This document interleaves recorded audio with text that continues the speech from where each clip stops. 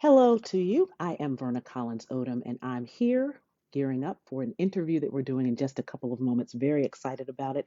We are doing another edition of Podbites with Verna, and of course, you know that this season our theme is hidden figures. So that's been really exciting. As always, we're going to be talking to people who are doing wonderful things. They're in great roles, and I actually see that our guest is here. So I'm excited to see her. I'll be checking with you in just a second. But let me go ahead and tell everybody what we're doing. As always, we're going to talk to, as I said, somebody who is in a very interesting role, doing something very exciting. And I'm actually going to just go ahead and invite you up, Teresa, because you have asked to be invited to the stage. And I can tell folks more about Podbites and how that works in just a moment. Give me a second here. My camera is not live. I'm turning Teresa. And once we get you on here, we'll go ahead and introduce you to folks. And there you are. Hello. Sorry, Verna. No, you are great. I was Thank you having an so issue getting back to the page, so I much. apologize for that. Oh no, you weren't late at all. You were right on time. Okay. Yeah, I was like, wow, that's clockwork. I like clockwork. So that was good. Thank you for joining. I appreciate it. I was just giving Sure. people a bit of quick information about Pod Bites and what we do. We just try to come in and we give people bits and pieces of people's stories, their life stories, kind of how they got where they are, what they're doing, just all sorts of things that are exciting to them. And we try to share those. And that's why I call it Pod Bites, because it's little pieces of their life. And as we do that, we're able to make up their life story and kind of figure out what they're doing, how they got there. Maybe it gives us some ideas of things that we might want to try as well. Of course, Pod Bites with Verna tries to inform you. We want to inspire you and we want to ignite you to do something that you were called to do in your life. And you might get some ideas from the folks who come and talk to us here. So that's all I'm going to say about that, because as you can see, Teresa is here and she is ready to go. I appreciate you coming today, Teresa. Thank you so Sure. much. Sure. I just Thank want you to for let people having know. me. It's an Oh, honor to be no. invited, so thank you. Oh, no, I really appreciate it. And I know that you have your camera. I'm going to get you, I don't know if you need to lock it down. Is it in a good position for you? Are you okay? Is, I is think it so. working I for you? think this is Okay. good. Awesome, awesome. So I just wanted to let people know a little bit about you while we're getting set. I appreciate it. We're speaking, as I just said, I told you her name is Teresa, is Teresa Bright, and she is here to talk to us today. She's a small business owner who's working in the area of construction, and she'll talk a little bit about kind of what area of that she is, because there's so many different, which I'm learning more and more, Teresa, as I go. There's so many different ends. Not everybody does everything. And so it takes several people, obviously, to build and to do construction work. So you're going to talk a little bit about that, but you are the business owner and you do residential as well as commercial. And the name of your company is GPK LLC. So you do interior and exterior finishes. So everybody, I Mhm. just want to introduce you again to Teresa Bright. And thank you. I know we already did this, but I'm going to be formal since I've given your information. Thank you That's again for fine. being here. Thank you. All right. So what does that mean exactly? Interior and exterior finishes. What does that mean when I say something like that? Well, in our case, we are essentially a drywall contractor.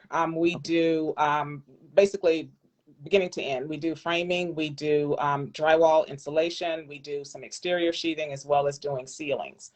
In terms of the way that we started the business, there were three of us when we started. Then it Mhm. became two, and now it's me. But Okay. we started with a third partner who had actually developed a product to replace stucco.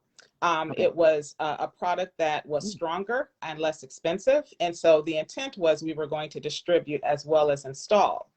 We couldn't come to terms with that particular partner. And so the second person and I, who I'd known basically since high school, we decided, well, we're just going to stick with installation and go Okay. from there.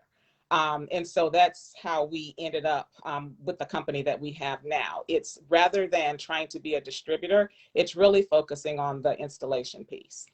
Okay, so the three of you started it together. As you said, Mhm. you're there now. They have gone on to other things.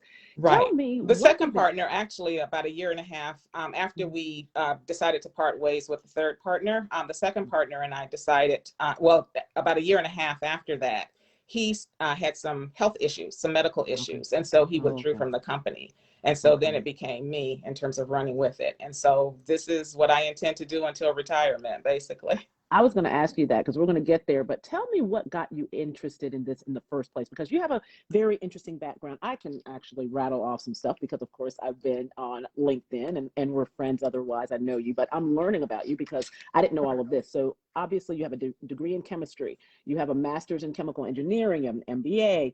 and you've done some interesting work. You've worked as a chemical engineer, brand Mm-hmm. manager, Procter and Gamble. You've done some digital media marketing, Mm-hmm. director. I'm reading some notes, folks, because you know I didn't memorize this. The director of mobile marketing with the company Nuance, director of Microsoft operations in the area of customer partner experience. Right. So it just sounds like you've done a lot of things. So I'm reading that and I'm listening to that and I'm going, and now she's in construction. Take me Correct. there. How did you get interested in that?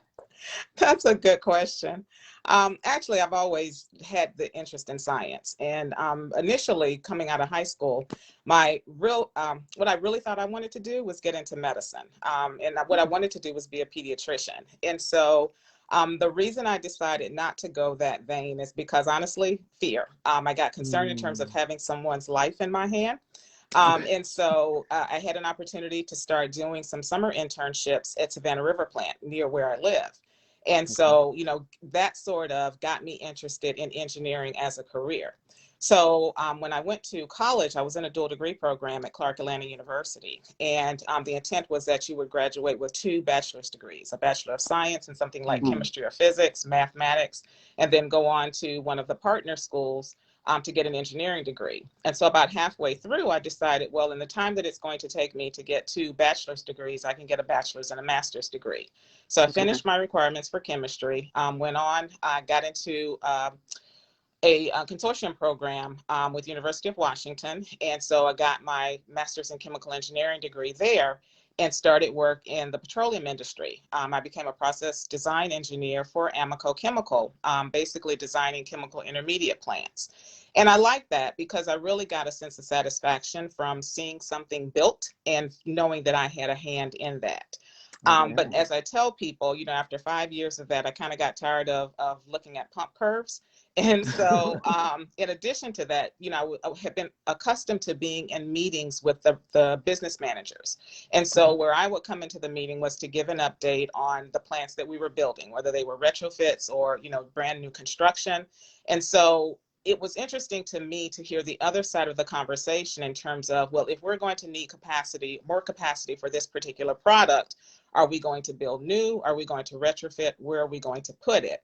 And I wanted to get more involved in those conversations Mm, rather than being on the back end in terms of giving updates on the construction itself. So I okay. decided to go to business school and I did that. And my intent was actually to come back to Amoco and sort of work my way up the corporate ladder and, get my face on the cover of Black Enterprise as one of the 25 most influential Black women. Oh, yeah. Um, but I got a summer internship with Procter and Gamble, and honestly, I just enjoyed it. Mm, Never even thought that I would be interested in consumer packaged goods, but it became more challenging to me than I thought going back to Amoco because Amoco I felt would have been more cut and dried. Whereas in consumer packaged goods, you're dealing with end consumers. End consumers are fickle, they're not mm-hmm. necessarily predictable. And so that to me presented a brand new challenge. And So let so me jump in here for a second. Let me jump in here for because it sounds like you enjoy problem solving. So I do. as you're going through this and I'm listening, it sounds like you were interested in what you were doing in the beginning Mhm. at other entities, but then you became kind of interested in, hey, I want to problem solve. I want to strategize. You wanted to be kind of big picture Right. and then get in and help people do the nitty gritty, but you also wanted to look at the big picture and how this impacted other things. Is that right? Exactly. Okay, and Yeah. you were able to do that. I got you. That's so great. And so how that's kind of how and why you took the leap. And some people think, and a lot of folks who watch Pod Bites with Verna are interested in maybe making a change. And Mhm. sometimes people feel like they have to make that straight shot. If I majored in this, if I worked in this, then I have to do that. But what I'm finding from the folks that we've had on, especially our hidden figures, that there could be all sorts of experiences that you've had that can help you get to maybe what you want. And you didn't even realize possibly that there was this kind of job or this kind of position. Sometimes they're even creating a position. Is that what you found in your situation? That's exactly what I found. And as I talked to, because I love mentoring. And so, when I have an opportunity to talk to students, whether it's at the high school level or the collegiate level, that's what I tell them. You have to be flexible. By all means, have a plan, in Mhm. terms of what you want to do when you're going to college, when you come out of college, but be flexible because you're going to have experiences that you never may not have even envisioned. And so that's going to open additional doors to you. And you have to be flexible in that respect, be open to new Mhm. ideas and changing course. And the same thing happened with me coming into construction. I knew all along that I shouldn't say I knew all along. I always had an interest in owning my own business. I had Okay. grown up with two parents who, my mother was in education, my father worked in textile, but they always had some sort of business on the side. And so I Okay. grew up with that. And I always felt as though I wanted to do something on my own. And so, like a lot of people, I kind of dabbled in real estate, doing real estate investment, but I knew I still wanted a business of some sort, just hadn't figured it out. So, as you mentioned, I was at Microsoft working in commercial operations, and I had done that because at the time my goal was to become general manager. I had been a brand manager, had P&L responsibility there, but Yeah. I wanted to be a general manager where I also had responsibility for other functions, whether it was dotted line or hard line. So I got an Okay. opportunity to get into operations at Microsoft. I was there for about 4 years, got caught in a layoff where they basically got rid of my group as they decentralized. And I was looking around for something else on that side of the country and couldn't really find something else that I really wanted to do. And so my husband was also working for Microsoft at the time in consulting. So he basically could work from anywhere. All he needed was a Mhm. laptop in an airport. Mhm. And so Yeah. we have the place here in South Carolina and decided we would come back here and until I figured out what I wanted to do next. In the Mhm. meantime, my partner, the second partner that I mentioned, who had been in construction, his father had been a general contractor, approached me about starting this business. And so, as I said, the intent was to be both a distributor as well as doing the installation. And when it didn't pan out with that third partner, Jeff and I decided to continue. And I Mhm. wanted to continue because, again, I thought it was marrying my previous experience as an engineer when I was designing and building plants, but it was also marrying that with my business background, having been in brand management, having had P&L responsibilities for brands, understanding that and marrying Mhm. the two. And then the third piece of it, the satisfaction that I got when I was at Amoco in terms of actually being able to point to something that I built, I'm able to do that now. It's just Mhm. different structures. It's not a Exactly. chemical intermediates plant. It may be, in our case, it's been some fire stations. We're out at Fort Gordon now redoing some barracks. So, basically it's something physical, something tangible that I can point to that I know I had a hand in building.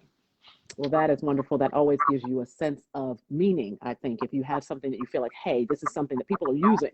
Right. Obviously, if it's a building, this is something they're using. So I think that's great. Let me ask you about some of the interesting things that I found. And another reason why I wanted to tell your story or have you tell your story is obviously this is a male dominated field. Oh my goodness. Not a lot of folks looking like you probably as you go to bid. You're obviously a woman and you're obviously a Black woman. Tell me what your thought is as you are in those rooms. How are you feeling? How is that dynamic as you were going after bids? And are you seen as a really viable option by many people? And are you seen as competitive and that you can do the job just like anybody else? How does that experience work for you? It's not I wouldn't say it's uncomfortable because you have to remember I started in chemical engineering. So that's a male dominated field as well, or at least it was at the time when I was coming out of school. And then I went into petrochemicals. So this is oil and gas, can't Okay. be more male dominated, Yeah. that not necessarily diverse either. Okay. And so I think that helped to prepare me for where I am now with construction because similar experiences. And so for me now, in rather than being taken aback by some of the things that I hear, I'm more frustrated that here I am, fast forward 20 years later, and I'm having these same experiences. You think after Yeah. a while you would get beyond that, but not necessarily. I was going to say, we had a show last season with a person who heads up a group that preps and prepares women to go into fields where they call their trade fields or that sort of thing. And so she was saying that these women have to be prepared because you're going on a site where sometimes it is a hostile site, not always, but where you're not welcome, where you're looked at as, why are you here? And so as you work in that arena, do you find it energizing? So there's some people who really enjoy breaking down the walls. Then there's some people who are like drained by it. And it's like, okay, this is a bit much, kind of like what you were saying. Are we still here? Are we still here? So how are you able to navigate that arena, and how does it make you feel as far as what your ability is to stay in it and stay the course that you've decided to do? Honestly, Verna, it's not really a straightforward answer because Mhm. it honestly varies. You know, Okay. there are some days that I feel tired, that I feel like I can't believe that I'm having to do this again and again at this stage in my life.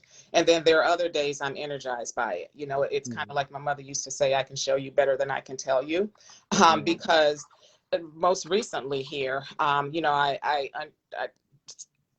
people in the industry talk, and I'm in a market that's very small, and so it's not Mhm. hard for you to hear conversations that have been had about you. And so when it comes back to me, you know, that some of my competitors have said, oh, we're not really concerned about GPK because, you know, it's run by this gal who doesn't really know what she's doing. You know, she's new, and, you know, it won't be long before she's bankrupt. You know, Mm. so when those kinds of comments come back to me, um, Mhm. now I get angry, but I'm not angry where I'm going to confront you about it. It's, I can show you better than I can tell you, because I do Right. feel that I have been prepared for this, have been preparing myself for this. So Okay. yeah. And so you get out in the arena, I guess, and you do the work, is what you're saying. You're going to show Correct. them by the Correct. work that you do. That's incredible. That's awesome. What about when you are out there and you're doing the work? Have you kind of mentioned this a little bit? You say you like to be a mentor. Who Mhm. have you had as mentors? I like to ask this. So these are getting into some of my leader questions, sort of. But do you have a mentor? Have you had a mentor all along? And I know you might have had many, or you might not have had any. But my point is trying to figure out where people are getting their mentors. At what point and stage of their development? Is it at the beginning when you first came out of college? You had one, and then kind of how has that worked? In a quick nutshell, how has that worked as far as your mentors that you've looked to for your development that has gotten you to this point?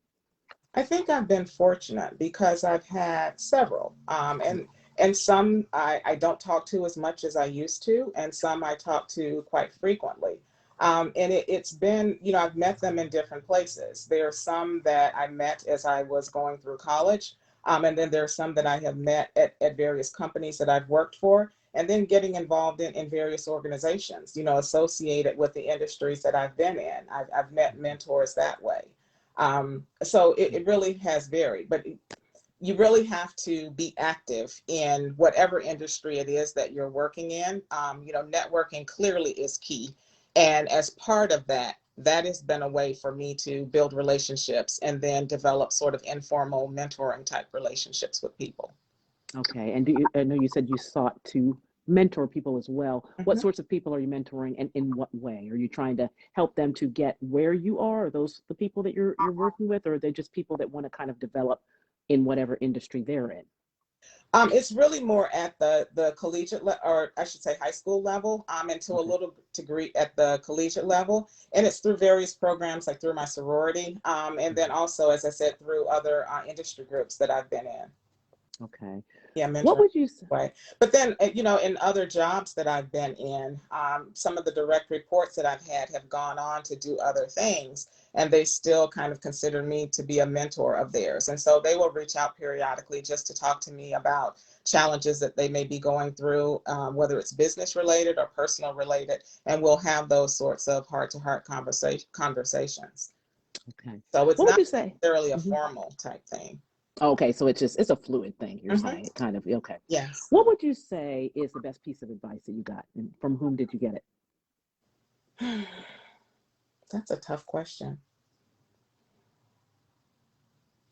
Oh, I actually now I can think of something. When I was at Procter and Gamble, so I'm a person, and I've gone through multiple sorts of personality type tests or communication type tests, like Myers-Briggs, et cetera, where they Sure. develop a profile. And so I'm definitely one who is very much invested in being viewed as competent. You know, I'm always one who wants to have all my I's dotted and all my T's crossed. And Hmm. so I remember once a director talking to me after I had done my presentation to him. And he said, you know, Teresa, you know, I recognize where you're going with this. And he said, you know, but what you have to learn to do is to bring people along with you. He said, you're very much one who wants to come in buttoned up, you know, Hmm. having all the answers. And so he said, sometimes I get the sense that when I offer you my comments, you're annoyed by the fact that I'm telling you something different than what you have proposed.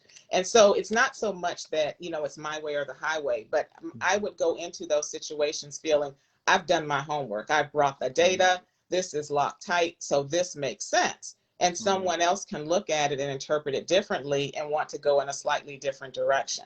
And so listening to him at that particular point, and it's carried me quite a bit through my career in terms of understanding that you have to allow people to be part of the process and bring them along with you in order to make sure that they are engaged and make sure that they are committed to whatever the overall goal is that you're working toward.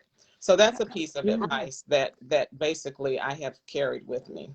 That's interesting. That's a lesson I'm learning too, because sometimes it's, as you're doing what you think, hey, this is my baby, Mm-hmm. sometimes you're thinking, I've kind of nurtured it and I've grown it and now I'm ready to present it. And if somebody comes back and says, well, what about this and what about that? And here's what I think, not just listening to what they're saying as like, yeah, yeah, yeah, okay, I heard you, but really taking that into account and thinking, let me think through that side and see if that would work. So I think that's key. And I think I need to take a page from that book many times, especially when I think about Podbites and how it's developing. I've been trying to do that much more. I always hear from leaders, and again, we consider you a leader. I always hear from leaders that failing is a good thing. Now, okay, let me take that back because I heard from one of the leaders. I had a conversation with Joe Wojcicki, who I know you know, and he says he hates to fail. He says, I want to do stuff right. So, I have heard that in, and I told him I can definitely relate to that because I don't think anybody is planning to fail. I think obviously we're going out there trying to succeed, and then it just doesn't work. What is your thought about failing? And I want to know a time that you have failed because I know when people look back, it's like, oh, that's so great. That's usually when people say failing is great, I guess. The question would be, at what have you failed in your opinion? And then how did you kind of work your way out of that? Well, I've had a number of instances throughout my life where things did not go according to plan. And I Mm-hmm. would say, as I've gotten older, I look at it more as um, what can I what can I learn from it? And I've learned Mm-hmm. to be more accepting. I am a person, I am very competitive and I don't like to lose. But it has taken me a while to get to the point where I don't want to judge it as a failure, but as a learning experience. I've done that. I can do that a little better in my professional life than I can in my personal life. You and I were talking here recently about being caregivers for our parents. And Mm-hmm. so, I think I shared with you how my mother suffered 2 strokes. And so, in each particular case, I'm an only child, so I was her primary caregiver because at the time my father was deceased. And so it was, what could I have done differently? Did I miss some warning signs? Was there anything that I could have done differently the first time? And fortunately, there were 10 years between the first and second stroke. And so when the second one happened, again, out of the blue, and that one she didn't recover from. And so for a while, a long while after that, I kept going back and forth, what could I have done differently? Because I felt like I had failed her. And that hurt more than anything else. And so, I have learned that the best thing I can do is to be prepared. But there are some things that you just can't prepare yourself for. And, I have to remind myself again that, Teresa, you're a woman of faith. And so there are going to be some cases where God has different plans than what you envisioned. And so you have to be accepting of that, do the best you can, have the trust in God that you know you do, and just, continue to go on and do the best that you can. Yeah, that is a hard one. You're right. When it is Yeah. a personal one, it just hits totally differently. And I think that is a good example. I know you and I were talking about that. I know I have challenges in that arena too, but like you said, I have to hand that over to God.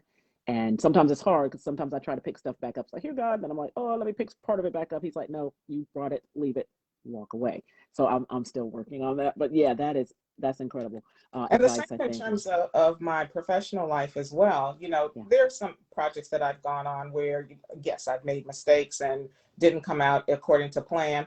I've also, as I moved from consumer packaged goods into technology, I was impacted by several layoffs. And so after each of those, It was, what could I have done differently? And what can I take from that experience into my next experience? And trying not to see that as a personal failure, but as a learning experience and a growth opportunity. And it's not easy. I'm certainly not trying to convey to anyone out there listening that it's easy, but you just have to keep reminding yourself. And again, as I said, I'm a woman of faith, and I just have to keep remembering that God has ordained a path for me, and I just have to go with it. Who are your advisors? Who do you go to when you need advice, personal or your business advice? To whom do you turn?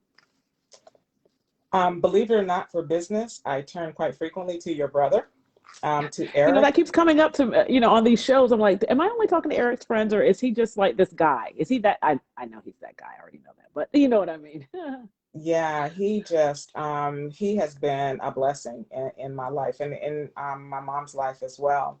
But yes, as you know, I worked for Eric when we worked together at AOL, and then I actually worked for him at Nuance, and learned so much from him. At the time, he was a general manager. Just learned so much from him, and he certainly helped me in terms of my career development.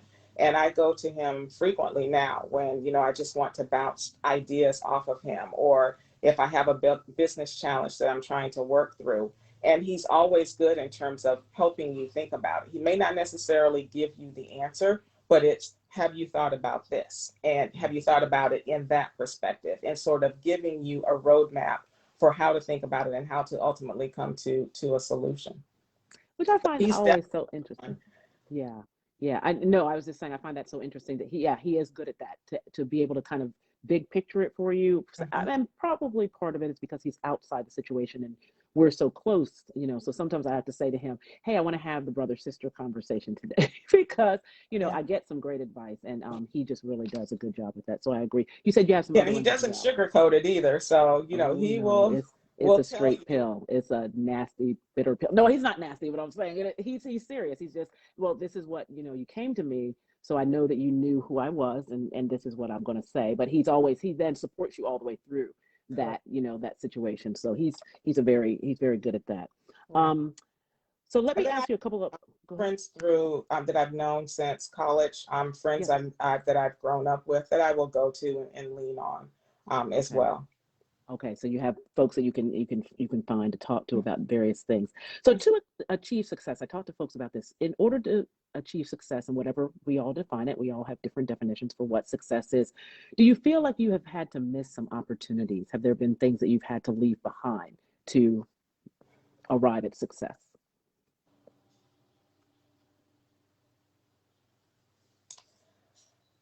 I wouldn't necessarily say there are things that I left behind to arrive at success. People ask me, are there things that you, if you could do them over, would you do them differently? And as I think about certainly in terms of certain projects that I've worked on, yeah, there are certain things that I would have done differently in that respect, but it's not anything that's insurmountable. I think honestly, the biggest change that I would have made, Verna, as Mm-hmm. I look back over my life, Mm-hmm. my husband and I didn't have any children. I'm an only child. He's not, but I am. And Okay. so I can't say that I grew up with a maternal bent, but I know that now that I'm older, and especially after my parents died, that's one thing, if I could do over again, I would have done differently. I honestly would have made more of an effort for us to have a family of our own. Okay. Do you Yeah, feel like the career kind of the career definitely was a impacted it focus? for me, Yeah. Okay. because I was so focused early on in the career in terms of trying to establish myself. And Mm-hmm. then, after my father died and my mother had her stroke, then my attention became her in terms of Mm-hmm. trying to be the best caregiver, trying to balance that with doing a great job at work as well. And so children just did not enter into the equation. And, Mm-hmm. then you look up and not really an opportunity anymore, because time obviously impacts that decision as well. And so, Okay. yeah, as I look back, that's probably the one thing that I would change. All of the other, Okay. I think, is just small and Okay. insignificant. Okay. Finish the sentence for me. If I knew then what I know now, I would have what?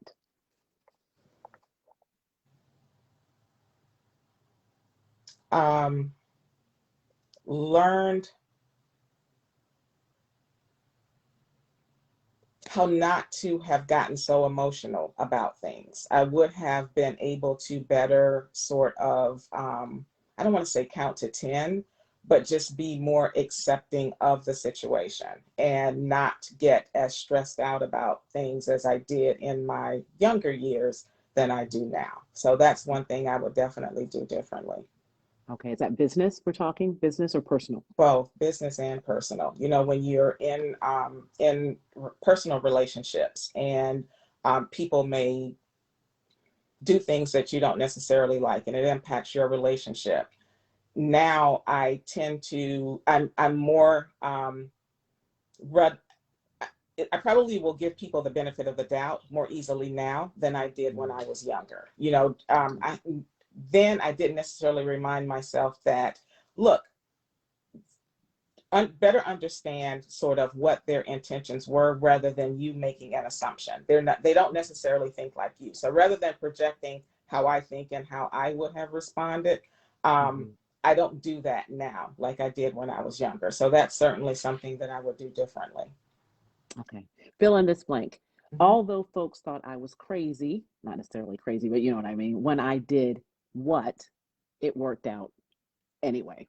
What would be your what? Although people thought I was crazy starting a business, when I did at the age that I did, I would say it's working out because we're not done yet. And I know that we talked a little bit, and we're getting ready to wrap up, but I know we talked a little bit. You made it through COVID. I mean, I know COVID's not over, Yeah. but I know much of the country obviously reopened. People are in school, people are going about their business. Some are wearing masks, some are not. That's not what we're trying to debate here. But the fact that you made it through COVID really says a lot. I know, was it a difficult time? I just want to really briefly It touch on really that. was. And, Hmm. although I had, certainly made mistakes, particularly after my second partner left and it was just me. So, he was the one who had more of the pure construction experience than I did. So, Okay. yes, I made some mistakes. But last year truly was the one time where I really started to pull out the exit strategy because, we had had a very good year in 2019. I had hired some employees. I had a superintendent that honestly well, he's still with me now, who had been a godsend himself. And so Mm, I did not want to lay him off. And so last year, after we wrapped up our project in May, we really didn't have anything substantive until I would say end of December, beginning of January of this year. So we had a few wow. little small projects, but as I said, nothing substantive. And so Okay. fortunately, the previous years, had enough dollars in the bank that I was able to keep him on, even though we weren't truly working. So Mm, but as I said, that was one time that I truly felt like I was going to have to dust off the exit strategy and mm, hang it up, because it went on for so long. And so mm. fortunately, we're in a much better place. We have a number of active projects going on. The bigger challenge this year is what a lot of people have experienced, and that's been supply chain issues. So, Mhm. which has led to rising costs and that sort of thing. But fortunately, we have projects. I have a crew, I have a dependable crew. And so we're still a work in progress. It's still going. I'm just throwing this question in. The crews that you have, the crew, Mhm. are they from a underrepresented group? I was going to ask you that because I know that we're saying what the makeup is of this industry. Is it an underrepresented group? It is. Blacks? Oh, Most of okay, them are okay, Hispanic, in terms of the okay, workforce. okay. Now, what keeps you? Well, I want to ask you two questions. What wakes you up? So, what is the thing that motivates you in life? Mhm. And then, what is that thing that keeps you awake at night? So, it's not. It's opposite. So, what wakes you up? What excites you? Gets you motivated? What's your passion? And then the other thing is, what would you not be able to put down at night? What concerns you? What can you not leave? And just say, okay, I'm putting that to bed, and I'm going to do something else. What are those two things? Honestly, as I think about it, they're one and the same, and it's the Okay. pipeline for the business. Mm, What concerns me is making sure that there is a pipeline there so that the mm-hmm, business continues to grow. If you go to the website, you'll see where it says we're a regional company, and I truly do want this to be truly regional. I mm-hmm, don't want it to just continue to be working in 2 to 3 states, but broader than that in terms of Yeah. covering the Southeast region. And so what keeps me awake at night and what gets me up in the morning is, how am I going to get there? How am I going Okay. to get there in terms of where I want to take the business, such that when I'm ready to retire, it's where I want it to be.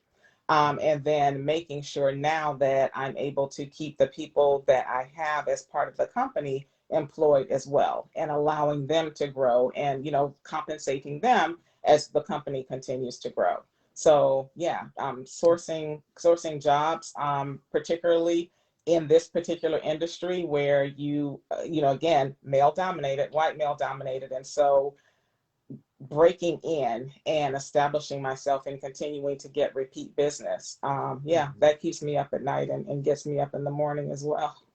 Okay. Our last question. Give us some advice, or somebody who might be wanting to make a change, or might be ready to do something different, or just kind of continue along the road that they're going, but just need a little umph.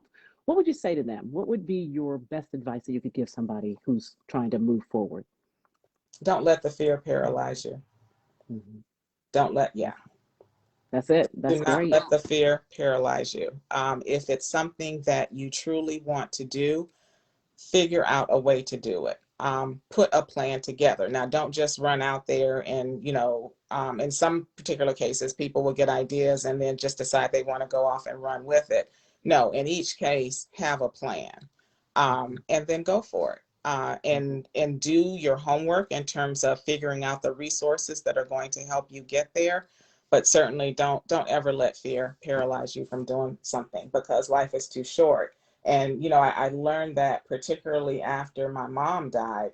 When I look back, oh, you don't know when it's going. Obviously, you don't know when it's going to happen, but Right. sometimes it's more abrupt and unexpected than others. And so, as you look back over your life, you don't ever want to feel as though you left something on the table. So, Mhm. it's as trite as it sounds, as they say, you can't take anything for granted, and you want to make sure that you are living each day to the fullest and maximizing what you can. Well, that is so great. I appreciate you coming on. I just want to let everybody know, remind you of who our hidden figure was this week. Of course, it's Teresa Bright, as you're seeing there on your screen. She is the owner of GPK LLC, and it's based in Augusta. So if you have Correct. any needs in that area, that's where she is. Can you give your website so that folks can have that information in case they want to get in touch with you? Sure, it's on www.gpkllcgov.com. Okay. So, everybody, we really appreciate your time. We, of course, are going to be back here next week with another edition of Pod Bites with Verna, and it's going to be about a hidden figure. So, be sure you're watching. It's at 4 o'clock. And Teresa, this is football season. I'm not a football watcher, so I didn't even think when I made this season, and set up the time. A friend of mine was like, but people will watch during the week. So, that doesn't really worry me because I know this is good information. Again, we're talking to leaders, we're talking one on one to folks to kind of try to help you get to where you want to be in your life. And they might have some answers, they might have some ideas, but everybody can learn something from these kind of conversations. So I really appreciate it again, Teresa. You have Oh, a thank great you, week. Verna. Thank you so much for the invitation. As I said, it was a true honor. So Well, I thank you. appreciate you. And I hope you wish you the best in your business. I know you're doing great things out there. Okay, take care. All right. Thank you, everybody. And we'll see you back here next week, 4 o'clock on Sunday. Bye Bye bye. bye.